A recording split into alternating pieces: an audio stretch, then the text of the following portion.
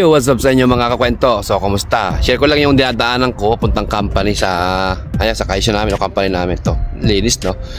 Tapos dito, pansin nyo mga kakwento yung mga kabahayan dito. Ano? Kabahayan dito mga kakwento. Very old and classic talaga siya. Diba? Pagka napunta kayo ng Japan, as in girl talaga yung masisilayan ninyo. Ayan, no? Linis, no? Yung mga kabahayan dito mga kwento. Linis dito. Yan, no? Classic. Isa talaga sa pumupuko ng pansin sa akin ito. Umago ng pansin sa akin ito. Itong bahay na ito pagka dumadaan ako papuntang company namin. Yan.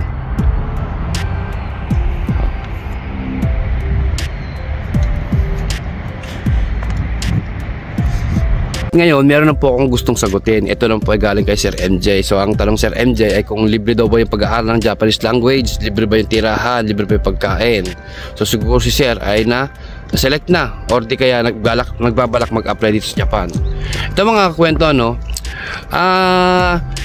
Meron pong mga agency talaga na ang requirements po nila ay sagot ninyo yung pag-aaral ng Japanese language. Lalong-lalo yung mga nagbabalak mag-apply ng health worker dito sa Japan. Talagang may mga agency talaga na number 1 nilang in-record ay dapat sila ay nakapagtapos o naka-take na ng Japanese language natapos ang kanilang pag-aaral bago sila isalang sa mga Japanese employer. Meron po mga agency ganoon na dapat muna mag-aaral. So talaga doon mga kwento, magiging sagot niyo po lahat. Ang tuition fee, ang bahay nyo, ang pagkain nyo, ang gagamitin nyo sa school, ang gagamitin nyo sa lahat-lahat. Sagot po ninyo, wala po munang magiging sagot ang mga Japanese, wala po magiging sagot ang Japanese employer doon sa inyong pag-aaral. Lahat ng inyong magagastos hanggang sa matapos ang inyong pag-aaral kung saan man gaganapin ang inyong pag-aaral. Ngayon, once na select kayo, wala po nababalta ang agency na nag-refund ng kanilang mga nagastos sa kanilang pagkain, sa araw-araw na kanilang gagastusin sa pag-aaral, sa accommodation. Wala po nabalta ang ganong agency na nag-refund, ha? Sadya po talaga may mga agency na kailangan ay tapos muna sa Japanese language at nakapag-take muna ng Japanese language bago totally mag-apply sa kanilang pag-apply dito sa Japan, lalo na yung mga health worker. Pero kung kayo po ay isang skilled worker, may mga agency po talaga na libre po yung pagka-aaral nila. Libre po yung pag-aaral. Sagot po ng Japanese employer yan. Ngayon, ang bukod talagang babayaran nyo po mga kwento, yung ang inyong tirahan, kung saan man gaganapin yan, kung sa Manila man yan, tirahan sa Manila. Yung pagkain nyo 3 beses sa araw-araw. Kung kayo ay malayo sa school, sa inyong boarding house, yung pamasahe nyo, matik, sagot nyo rin po yan kasi pang sarili nyo po yan. Yung pong gagamitin natin sa school ng ballpen, uniform, notebook, papel, lahat po yan magiging sagot po ninyo yan. Ngayon, yung pong pre-medical, sagot po ninyo yan. Yung final medical, sagot po ninyo yan. Ang bukod tanging sasabi po ng mga agency, sa pagkakaalam ko talaga, ay yung pong tuition fee na maaaring sagutin po talaga ng inyong mga Japanese employer na once kayo ay ma-select ng Japanese employer o selected na, kumbaga. Yan lang po yung alam kong maaaring malibre sa atin pagka tayo ay selected na o na-select na ng Japanese employer.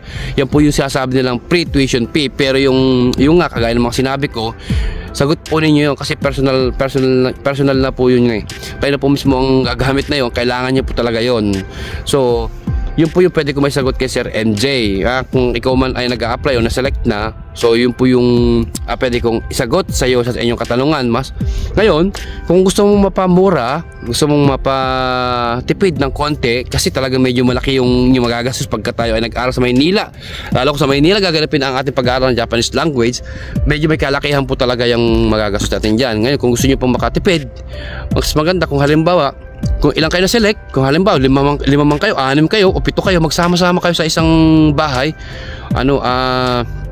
kunin nyo na, okupahan nyo na yung buong bahay at maghati-hati lang sa renta.